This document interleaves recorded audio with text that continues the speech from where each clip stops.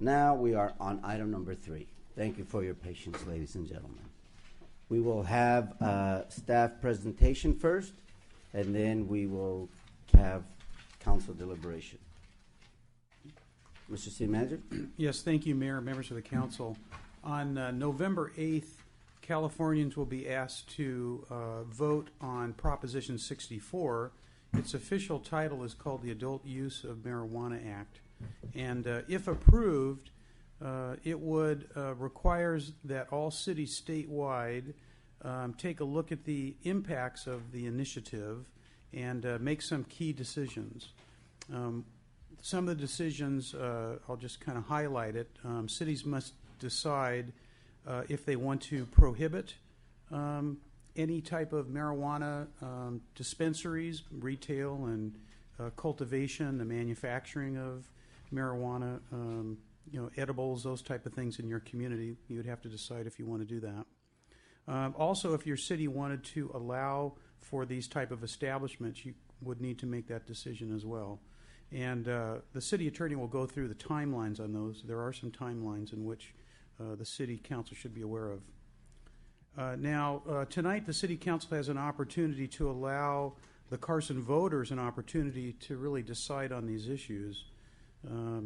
We've been asked to draft some optional resolutions tonight. One of the resolutions would restrict the permitting of any type of marijuana type of establishment in the community.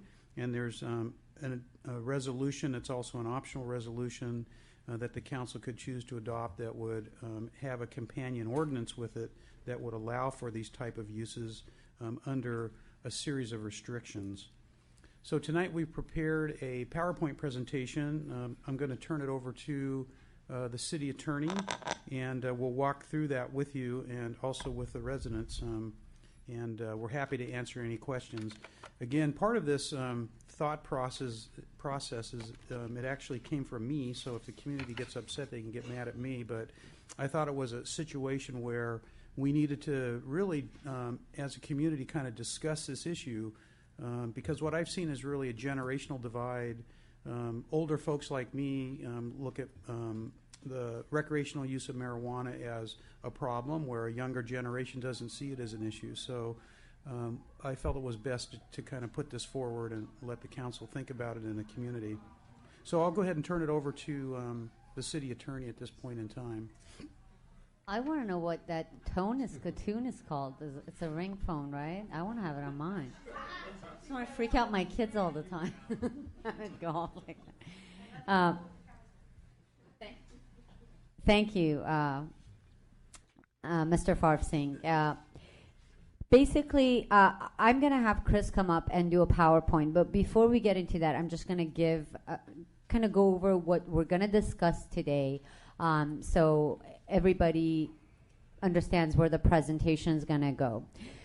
Prop 64 is the Adult Use of Marijuana Act. We call it AUMA.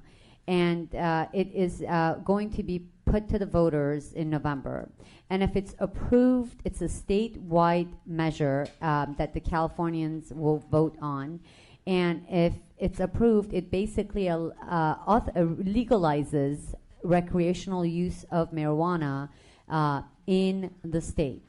Now, individuals, let's go over a couple of highlights of it, and we'll discuss it in more detail later. If AUMA is approved by the California voters, the first thing that will happen, adults 21 years of age or older will, under state law, legally be able to grow, possess, and use small amounts of marijuana for personal, non-medical purposes. It has nothing to, you don't have to have a medical card. You can use it. Local control will be preempted over such personal marijuana activities. So that's a really important point. The state measure will legalize the use of marijuana. I think individuals can grow up to 6 plants in their house. They can carry about 1 ounce of marijuana, and they can have recreational use of it. And really, the city council cannot prohibit that through any local regulation. However, the act also allows businesses in 2018 to start pooling licenses for different non-medical marijuana businesses, ranging from cultivation of it, operations, retail sales, testing facilities, transportation. That part of AYUMA, the city can control, and the city can permit it, or regulate. Can you say that one more time? Can you repeat what the city has control over? Over businesses. Okay, no, you said cultivation, operation, retail. Cultivation, dispensaries, basically, retail sales, and testing facilities. The city will not be allowed to prohibit, again, transportation through the city. That you cannot control. You can't regulate it. You can regulate it. You can't prohibit it. And I think this is important because I think a lot of the residents are looking to you not to allow marijuana to be legalized. It's not in your control. It's a state measure, and a few parts of it you have no control over. But there are parts that, yes, as a city council, you do have control over and you can regulate. The state measure also is proposing a tax, and that's a statewide tax, not to be confused with any city taxes. Under the statewide tax, they project that there's going to be between few hundred million to $1 billion of revenues that are going to be generated for the city. As part of those revenues, they're coming up with grant programs for cities, local agencies to go and get grants for youth programs, for environmental protection programs, and for law enforcement. However, because this is a resident or voter drafted initiative, the way they've drafted it, they basically say only cities that do not prohibit any operation of AYUMA is allowed to apply for those grants. And so,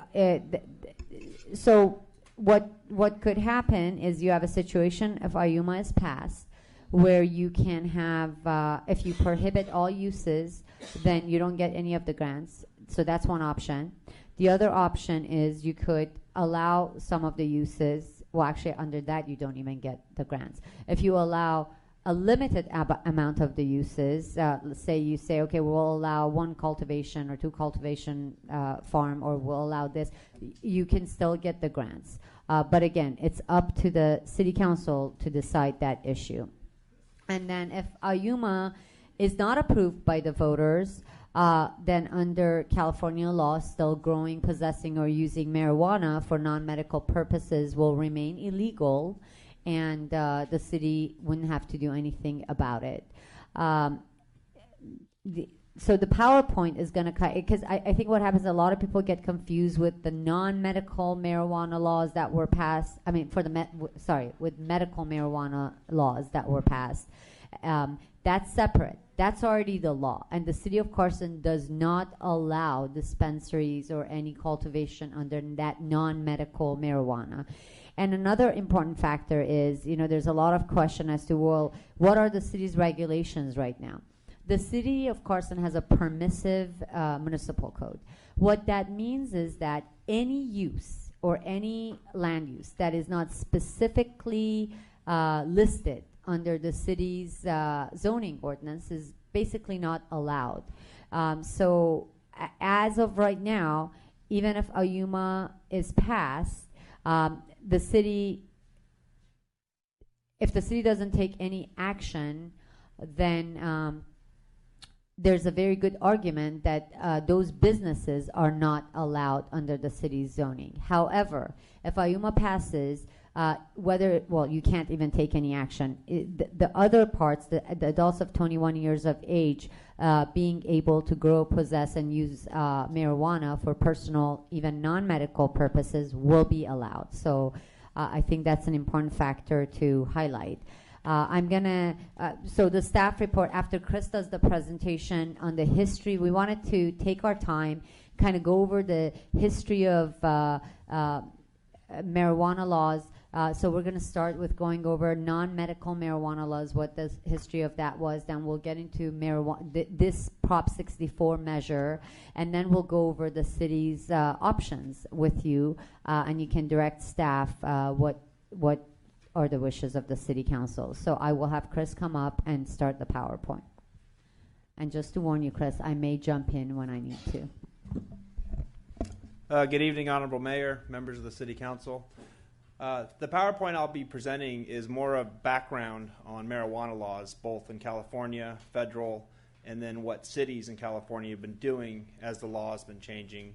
And then I'll briefly go through what the regulatory measures proposed in these ordinances are to send to the voters, and then talk about taxation issues.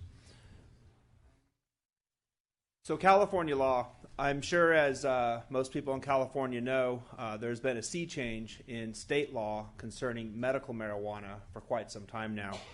Back in 1996, California was the first state out of the 50 to pass the Compassionate Use Act, which decriminalized medical marijuana. And then in 2003, Sacramento passed the Medical Marijuana Program Act, which is the regulatory structure that governs medical marijuana now in California. A lot of people have thought that the 2003 attempt to bring about regulations for the voter-passed measure in 96 wasn't that well thought out. So in 2015, just last year, Sacramento passed this enormous 64-page, 3-bill measure in Sacramento to provide for comprehensive regulation of medical marijuana throughout the state. And in short, what it does is it provides for, in 2018, Sacramento will start issuing 17 different types of licenses for medical marijuana dispensaries, medical marijuana cultivation, medical marijuana testing, manufacturing, distribution, transportation, delivery. And that is state law right now. However, cities can ban those businesses. Now that brings me to IUMA, which is a ballot measure that just qualified back in June to be on the statewide ballot. And IUMA is the Adult Use of Marijuana Act. And what this voter-sponsored measure would do, if it does pass, is, as City Attorney Soltani mentioned, it will allow personal marijuana use and small cultivation of marijuana throughout the state. There's nothing cities or counties can do about that. It's also going to allow, starting roughly again in 2018, for Sacramento to issue 17 different types of business permits. And again, we have the range of cultivation, retail sales, testing, manufacturing, which is like edibles and whatnot, transportation, and these permits are largely supposed to mirror the medical permits that are coming out. So if IUMA passes, we're going to have basically two sets of state laws, one of them for medical, one for non-medical. The non-medical businesses will be able to operate in cities that don't prohibit them. And right now we have about roughly 40 to 50 cities out of the 482 in California that do expressly allow medical marijuana within their cities. Interestingly, too, with IUMA, as the City Attorney Soltani mentioned, it should be generating, according to the Legislative Analyst's Office, a few hundred to $1 billion in revenue for the state. Now, 20% of that money, once they take out operating costs, and there's a few $1 million they send to the UCs and some research institutes to investigate marijuana and to figure out more about it, because there's been a federal ban on doing studies up till now. 20% of that will be eligible to go to local governments to use for law enforcement, fire protection, and basically any public health and safety issues that arise from this new law.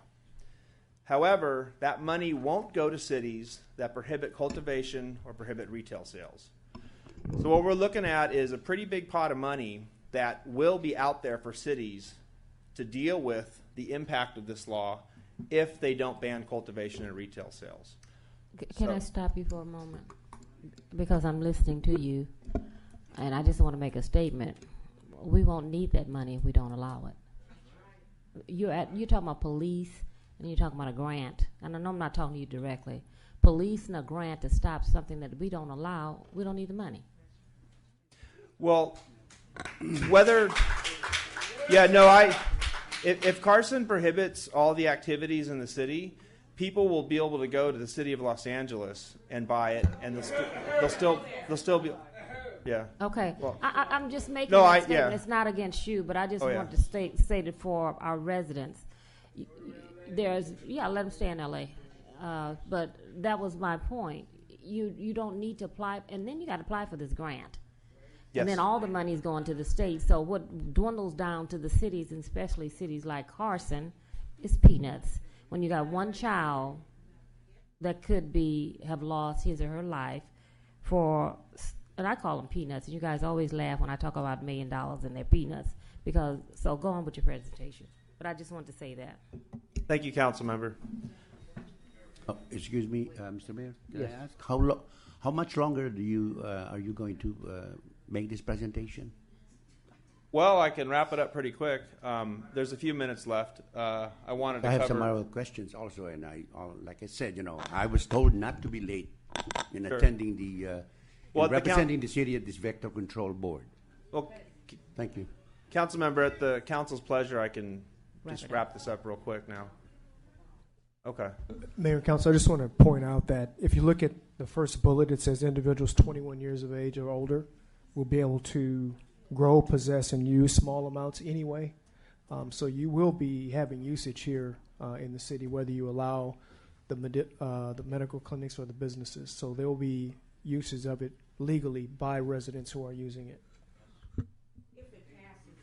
So go ahead, Chris, finish your presentation. All right. Thank you, Mr. Mayor.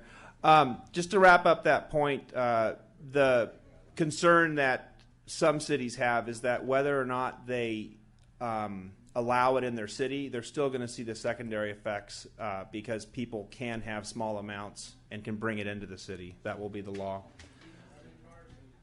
Federal law, briefly, and this is a big issue because there's a lot of confusion about the interplay of California law and federal. 1970 Controlled Substances Act was I'm passed. sorry, Chris, because I know Councilmember Santorino Sure. wants to participate. I think we can Okay. bypass this. Well, then let me just jump ahead Yes, thank you. to taxation, Yes. and then talk about the regulatory proposals for the ordinances that are here tonight to send to the voters. Before you do that, Chris, Mr. Rambo just pointed out that there would be that there would be secondary effects, and that there would if the law is passed, there would be people that can possess for personal use, so they would be throughout the city and they would have it. And then you also raised that someone can go get it in LA or another city that authorizes and come over. And somebody in the audience said, well, if the law passes. I want to clarify one thing. The ordinances that are before the council tonight are only going to become effective if the law passes. The way they are drafted right now, it is only going to become effective. It is only meant to deal with, if the law passes, how does the city of Carson deal with this issue? So I want to clarify that. Mr. Understood. Mayor, Thank my you very question- much. Okay. If we're looking at something that could happen or might happen, and we don't even know if it's going to pass, why are we discussing something that probably should have been brought before us way before today, when we're at the 11th hour and trying to get something passed before it goes to legislation? I mean, why was this discussed months back? And now we're here at the last hour trying to ramrod something for me to sit here, digest, understand what's going on. My concern is we shouldn't be discussing at all at this point. We don't know what's going to happen. I did my own research, and looking back in 2010, it was under Prop 19. It failed. So now here we are again with Prop 64, and we don't know if it's going to go again or not. So again, we're doing something that might not pass. So And- let's quickly and go hold over. Hold on. And he, I want to, because that was mentioned during the public comment also. I want to address the scheduling of this. This should have, and the city manager brought it to my attention to put it at the last city council meeting. I made the decision not to put it on the last city council meeting because I knew that our mayor pro temp would not be here, and I know from our past conversations that this was important to her.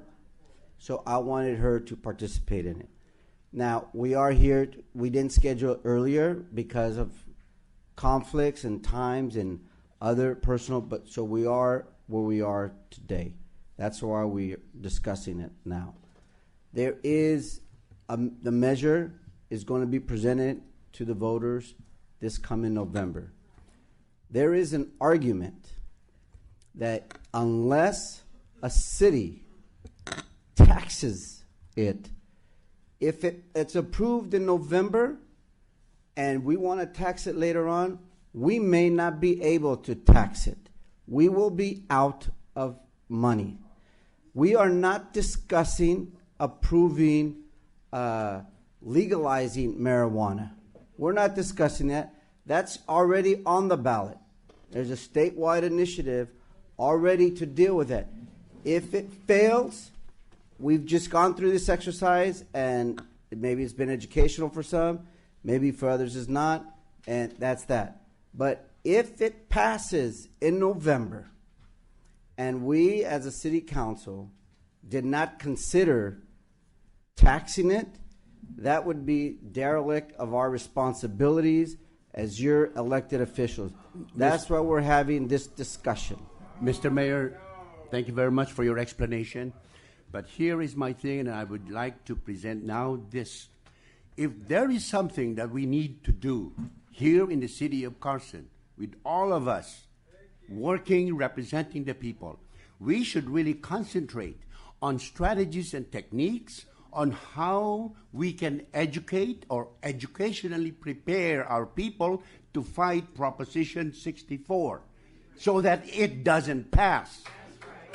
So, my point is, if we are just psychologically, educationally, professionally, do all of these workshops and making sure that the message of Red Ribbon Week, that the message of our young people, that the message of CSAP, that the message of the people who showed up here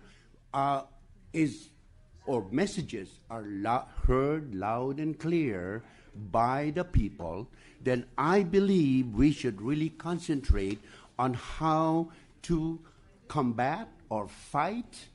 If we have to, shoulder to shoulder walk all over the place in this neighborhood, in our neighborhoods, in the city of Carson, don't even think of what if it passes. Then we need to prepare ourselves for this. And, what the grant that they're talking about, it's just like a carrot stick dangling before your eyes and mouth.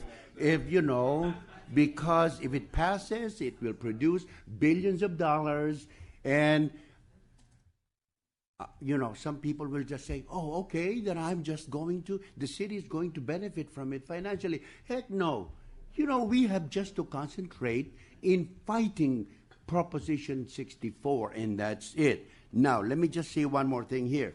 On the recommendation, let me just show you, ladies and gentlemen, the thickness of all of these explanations. Of course, this is the work of our city attorney and the staff, making sure that we know exactly the printed resolutions and propositions, different numbers, or many resolutions here in order to qualify, educate the electors. Excuse me, I am talking. Just a minute, please. All right. And it says here, okay, here we go. Recommendation number 1. Direct staff, this is recommended to us, direct staff to take no immediate action. I like that part. But then it says, with the understanding that further direction may be provided at a future date, and that's looking for the time that it passes, because we are led to believe that, okay, do this so that we are not going to call the attention of the public to really fight hard, Proposition 64. That further direction may be provided at a future date and prior to 2018 if AYOMA passes. You know what? I have a problem with the phraseology of this, with the understanding that further direction may be provided. Please, let's just recommend, plain and simple. The city of Carson has spoken. The people, the citizens are ready to fight and work hard for this proposition not to pass. Is that all we want? So please, let us not disappoint the active members of CSAP. Let us not disappoint the neighborhoods who keep on giving us inspiration and motivation to work hard in order to for our city, to fight this, whether it's legal, medical, non-medical use of marijuana. Please, it was spoken by one of the speakers that other cities are really envious of us because the way we run our Red Ribbon Week. A lot of these citizens are really behind us in marching the streets and neighborhoods, making sure that our citizens are against this marijuana use. So that's all I have to say. Ladies and gentlemen, you know my vote. It's definitely a big N-O. Thank you very much. Mr. Mayor, thank you very much. I really appreciate it. Thank you. Councilmember Hicks? Oh, sure, go ahead. I am now going to the LA County Vector Control Board meeting. Yes, and I don't know if you have gotten this flyer saying West Nile virus confirmed in the city of Carson. Okay? And my colleague here, Councilman Cedric Hicks, is going to explain as a board, as a trustee of the board, I have done what I have to do per instruction of my colleagues and the citizens that called me and very much worried about the WNV, and in my coordination with the city manager, and I appreciate that, Mr. City Manager, plus, thank you for helping me, and I'm going to report to the board exactly what we have done here in the city of Carson to protect and work for our citizens. Thank you. Mr. Mayor. Thank you, Mr. Mayor, before Santorina leaves, what does it take to vote to do any of this? Because his absence here is going to affect the vote. It won't. It takes four to put It takes four to put it on the ballot. We already know you're against it. Mm-hmm. Okay. I just want to make sure the residents knew that, because he wasn't just abandoning us. Thank you. Councilmember Hicks? Thank you, Mr. Mayor. I'm sorry, Councilmember Hicks. So I think we have a little bit more time. Should we maybe allow Chris to You finish? can finish. You can finish. Thank you. So let's do that. Go ahead, Chris. But that doesn't mean you talk forever, Chris. 2 hours, Mr. Mayor, or 1 hour? When we're gone. All right, thank you, Mr. Mayor. So the only two items that I really wanted to emphasize were the taxation issues and then a few of the regulatory provisions that are in these proposed ordinances. A key item to understand for the ballot measures that are here tonight and the ones that involve taxes is that due to Proposition 218 and restrictions placed upon local governments if they want to raise taxes on anything, you need to have a 2/3 vote of the city council to even send the tax measure to the voters. And so this was just alluded to earlier. 4 of the council members need to vote to send a tax measure to the voters before the voters could even look at it. That's one of the voter approval requirements for this type of tax. The tax itself is on gross receipts of the different businesses. It's not a sales tax. And estimates on the annual gross sales for any medical marijuana or marijuana dispensary or retail sales are anywhere from $100,000, could be up to $3.5 million. The city is proposing right now a tax of up to 10% of the gross receipts of that. We don't have data from all over the state on how much has been raised because we only have about 24 cities right now that are actively taxing medical marijuana. That being said, Palm Springs has been at the forefront of Southern California cities in allowing dispensaries and taxing. They have a 10% tax on 6 dispensaries, and they raise over $1 million a year for the city that goes into the general fund. Desert Hot Springs is estimating when they implement their newly passed law that it'll be about $200,000 from a 10% tax. Santa Ana, about $1.5 million in annual revenue, San Jose currently is collecting $4.5 million, and Oakland about $2.5 million. Chris, Yeah. would it be safe to say that they're collected it, but it's going into law enforcement? What are they doing with it? They have to pay for sheriff and it's going back. I just want to clarify two things. There's two issues. So there's the grant that if Ayuma passes, the state will give, and that's for law enforcement and education. Your taxes, if you impose a tax, that goes to your general fund. It doesn't have to be earmarked for anything. So there's two separate things. In fact, if it's earmarked for something, it requires a 2/3 vote. So it requires Yes. a higher Yes, voter if you were endorsement, going yeah. to earmark it for something, the vote, you would need 2/3, exactly. So, yes, the grants from the state, if Ayuma passes, that would go towards your law enforcement. You would use that for extra law enforcement. But the taxes, if an ordinance is approved by the voters, that tax would go in your general fund. May I ask another question, since Okay. we're on taxation? I'm looking at these low percentages for taxes, and it encourages people to come to your city.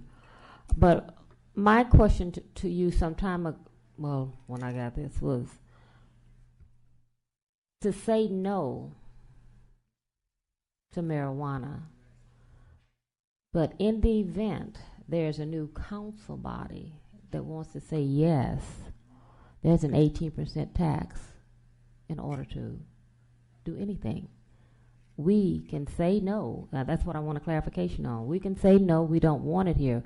But in case 5-10 years down the road, this body changes and you have what we had prior, how do we lock them into a taxation that says, yes, if you allow it, they must tax at 18-15%. 5% is nothing. I understand what your question is. So let me just repeat it to make sure that I'm clear on it.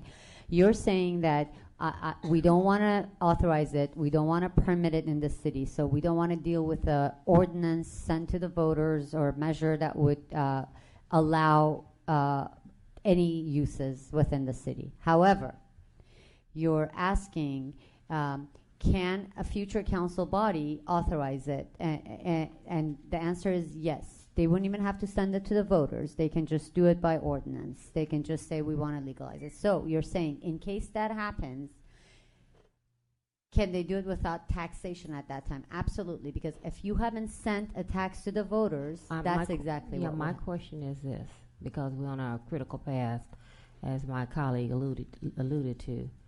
I understand that. I already know I don't want it, but I'm not going to be here forever. But I do want to make it difficult for someone to come into the city at a 5%. I would like something that would tax it at a higher percent to discourage them from wanting to come here. You could, yes, you could Without send it. just the taxation. Yes. So the way, what I wanted to say when Councilman Santorino got upset was that you have a lot of resolutions because we wanted you to have all options available to you. So one of the options that we've put before you is actually exactly that, just to send the tax to the voters that says if Ayuma passes and a future council somehow authorizes businesses, then it's going to be taxed. Now, we have kind of based on what other cities have done, come up with the taxes you see there. But if you want to make those higher, of course you can. You can say, I want it to be up to 18% of gross revenues. And we could, that's an easy change that we could make in the ordinance, yes. I want my residents to understand this very clear, and you could repeat it. By no way do I want marijuana here in the city of Carson. None. But I also am realistic. I know that I'm not going to be here 20 years from now. I also know that the previous person that sat in this middle seat wanted marijuana, and we stopped it at the Planning Commission with no taxation. Okay, he wanted it.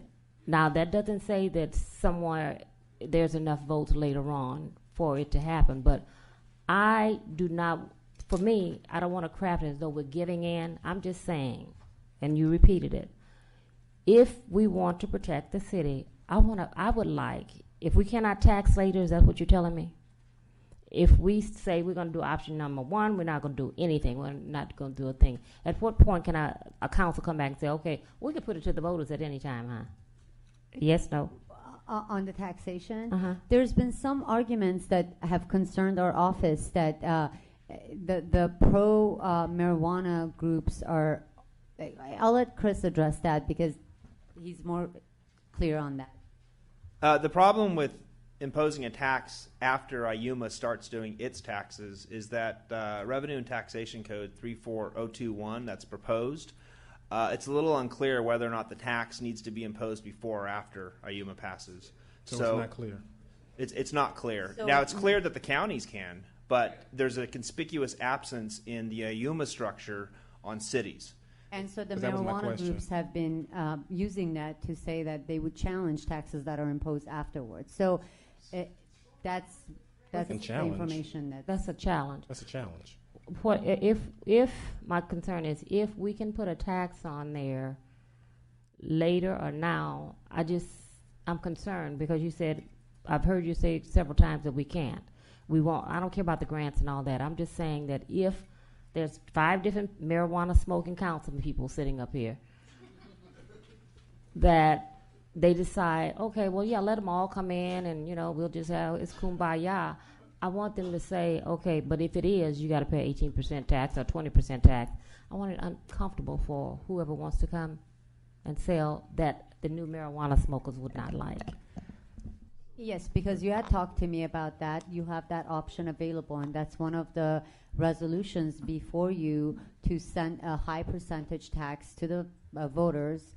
And if IUMA is approved, you have your tax in place. If any future council decides to then authorize businesses to come and conduct marijuana businesses, then you have your tax that's high enough that could potentially deter those. Yes, It I could understood discourage that. them. Yes. 5% is not a it was But not we gonna still won't have any dispensaries. My concern is you're going to do an No. 8% sales tax on the sales, and I saw in IUMA, it does cover even online sales and deliveries, so that could be another way of it being sold, but it's not a brick and mortar building, say, in the city. My concern is if you're doing the 18%, then I'm in agreement with that 18% to make it high enough that they would think about it again. My concern is if we already have an ordinance saying that we're not going to have them in the city at all, what do we have in place in the event that it does pass? Because I'm hearing you can't do anything after the fact. Well, can I try? Let me try. Sorry, I was going to say we could break it down, deal with the taxation, and then deal with your Okay. next issue if Okay. you want to. That's Okay. exactly what I was going to suggest. Okay. That's exactly what I was going to suggest. So I want to summarize, and if I speak incorrectly or summarize it improperly, please, my colleagues and Madam City Attorney, jump in. But I want to make sure that those here in the audience and those watching and everybody is clear. What we're discussing is putting a tax up to 18%, Mayor Pro Tem suggested, which I think it's significantly higher than any other city.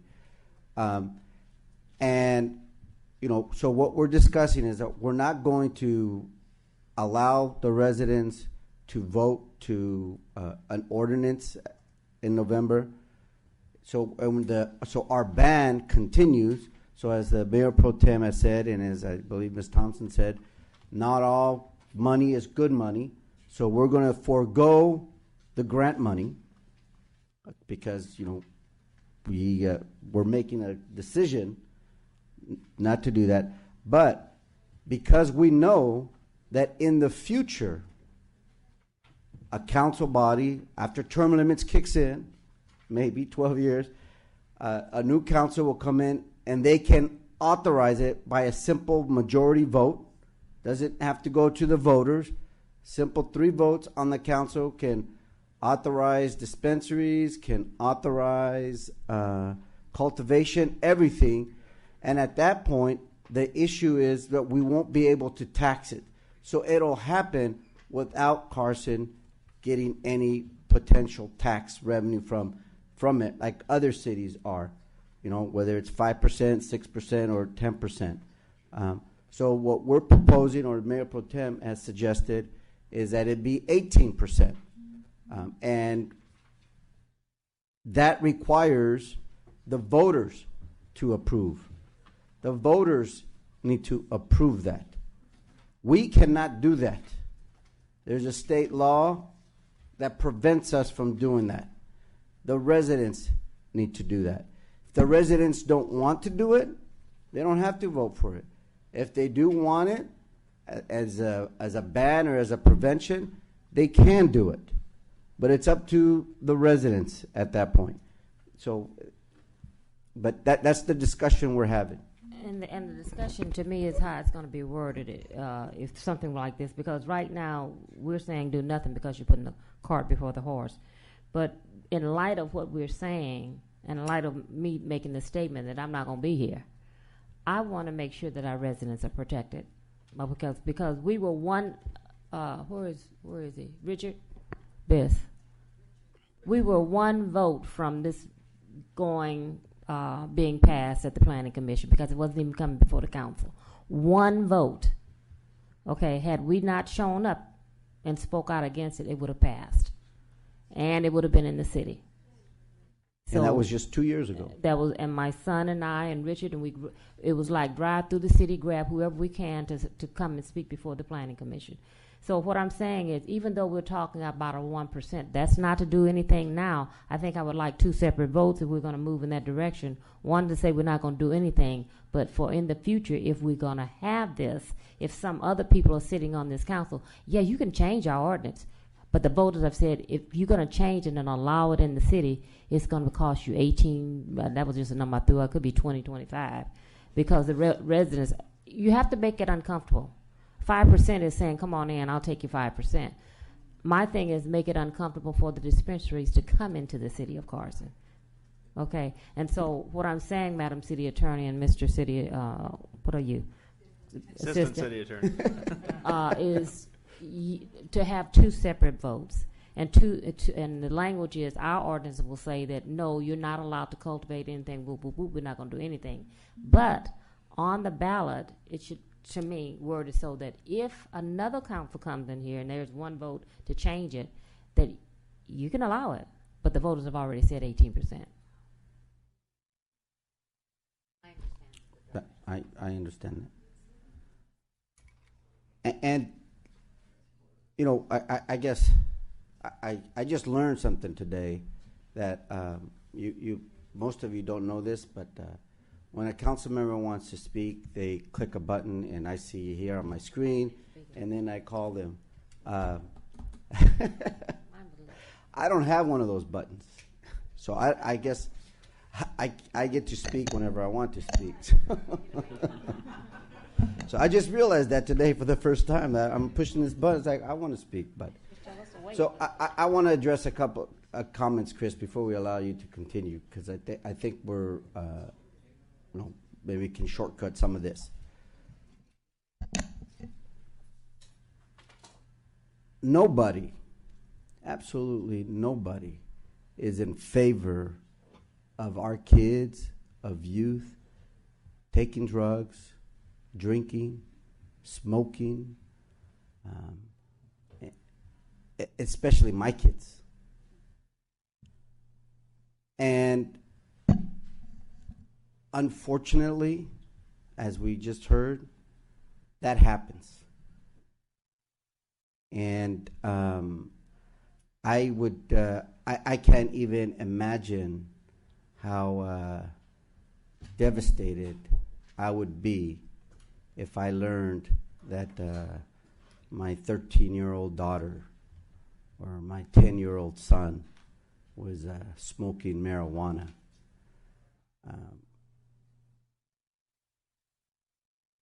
But every story we heard is happening now.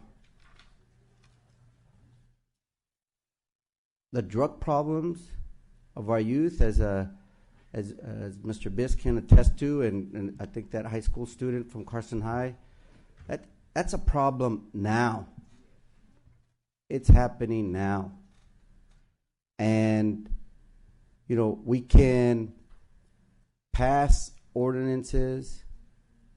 We can talk about making Carson drug-free, but I think it's clear to all of us that we need to do more. We need to do more. I think the Mayor Pro Tem's suggestion is a great suggestion. I hope that doesn't cause her to change her mind because I said it's a great suggestion. She may wonder why I think it's. Why is it great? But, you know, and because it's possible, we have to imagine that possibility that in years to come, there's going to be different council members up here.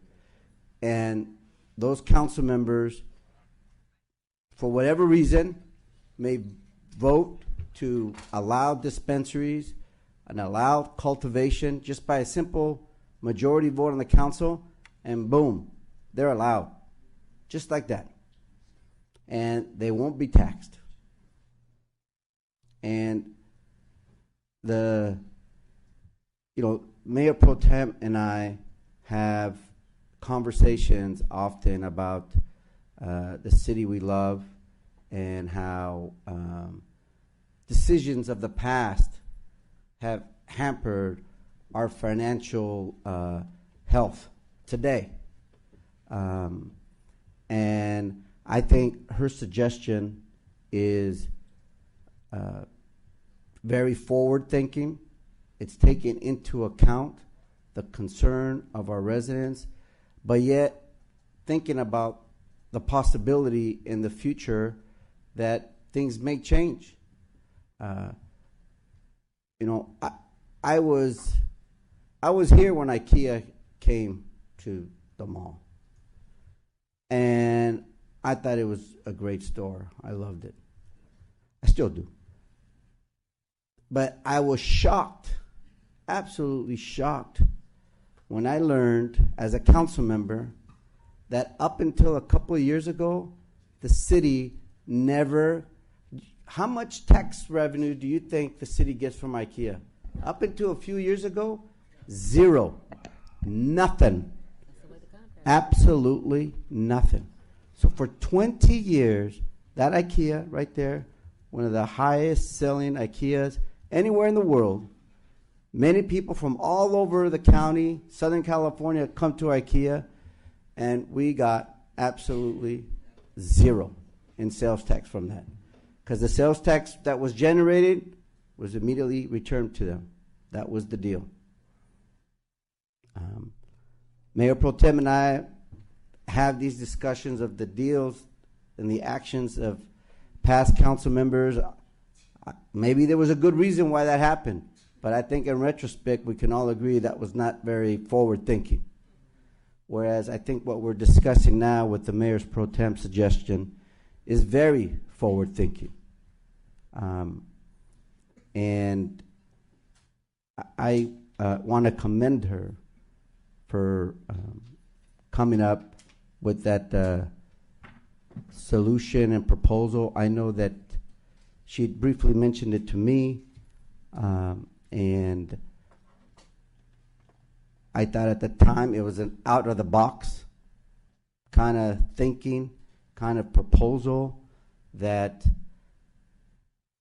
good leadership is supposed to come up with. So, thank you, Mayor Pro Tem.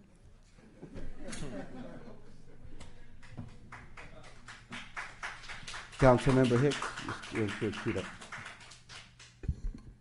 Most of my questions have been answered. My biggest concern was not to have this in our city. Me being a past director of an actual drug and gang program for over 12 years, understanding the importance of how this is considered a gateway drug and how this drug does cause mental illness amongst people, and that no matter how you look at it, it's a drug, and the regulation of it is not clear. You have issues with alcohol, which they consider regulated, and you got Mothers Against Drunk Drivers. You have other issues, so now you're just compounding something on top of what is already an imbalanced process. So I'm just, for this to have even come before us, I'm just having concerns, but I do understand the taxation of it, which will hinder individuals from wanting to actually come and do the sales in our city.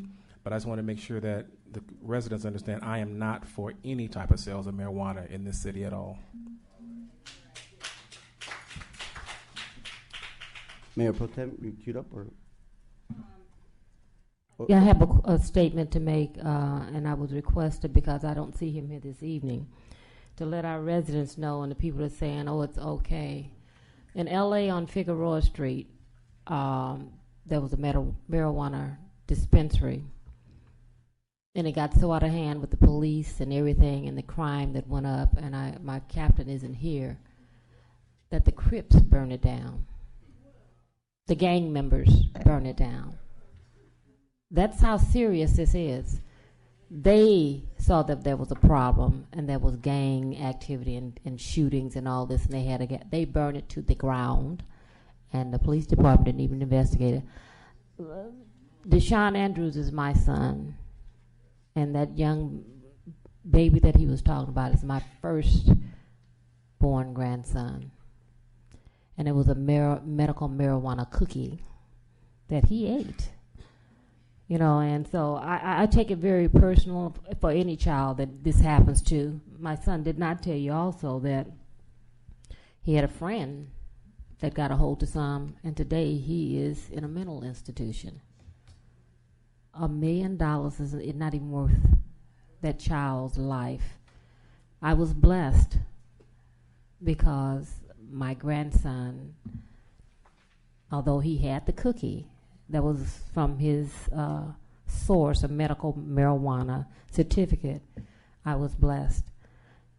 I've experienced it firsthand, so no amount of money you can put on any child's life. Public safety and all that, that's been my claim to fame since I've been on this council. It's the youth of this city and how we're going to protect them so they can become productive citizens. And someday one of them may sit up here. So for me to understand that there's a change in the generation, like I was telling the young man that spoke to me, when you grew up in our city, you were able to run around our parks and not have a marijuana dispensary. So why would you want me to vote for you to come in because there's big money when you went away to college, got your degree, and came back, and now you want, because there's going to be big money, you want me to say, okay, I'll pass it so you can make big money, as opposed to, well, it's going to be there. But my message to him and to everyone else is, I will fight this as long as I'm on the city council, because a child's mind is a terrible thing to waste, and that's our future. So that's why I would like, I don't know, the audience here, are you understanding what I'm saying about future councils? Are you understanding that? Is that something that we should live with? That's my question. My son sitting back there. Is that good?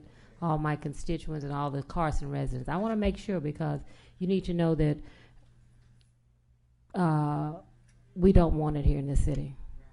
But if it must come, don't have some bobos sitting up here and saying yes, and they're trying to get their campaigns funded and they're taking an extra 5% at your child's expense. Make it difficult for them to come to the city of Carson.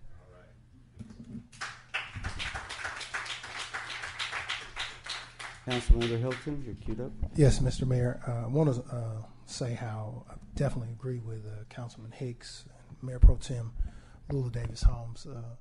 It is true that, marijuana has been seen as a gateway drug, if you will, that people can give you something in 5 minutes that can mess you up for a whole lifetime.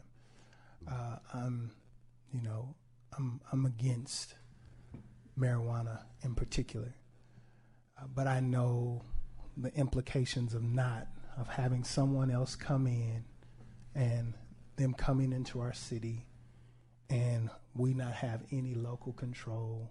And then if another council comes in and tries to do that, I'm in agreement with Mayor Pro Tem.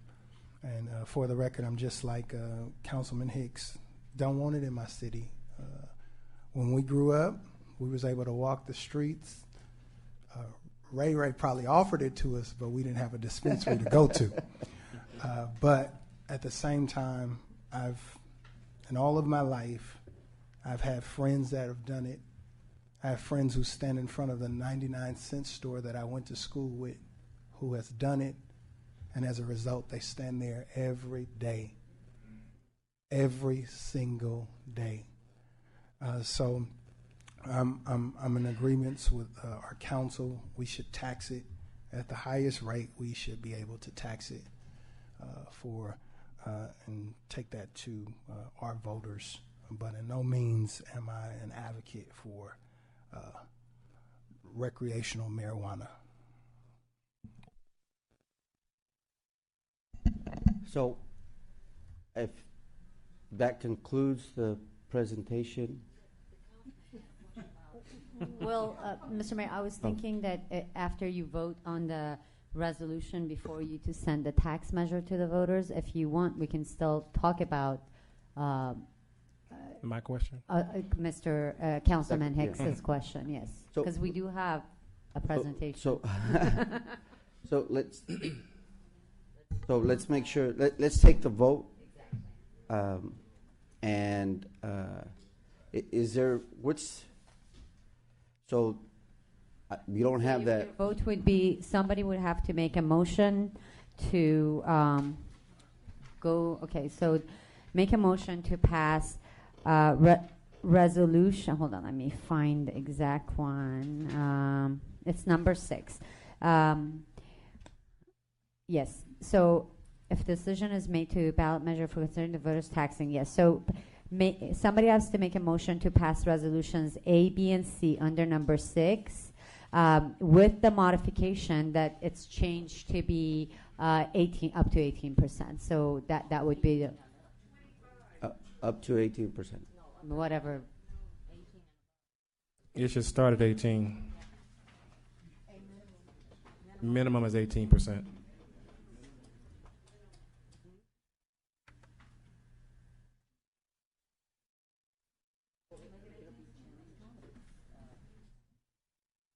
So how about we say maximum of 20%?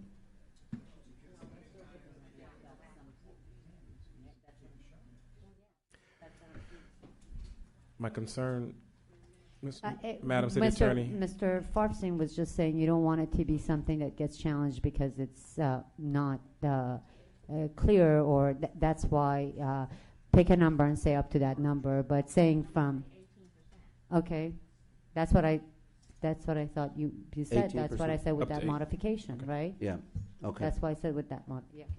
All right. So it's, Mayor Pro Tem, are you going to move that? And I'll second that? So I second that. If there's no further discussion. One more question. We're still going to have the discussion. Okay. Or I don't know if it's on this or on Councilmember Hicks's. It's on this. Oh, okay. It's on this.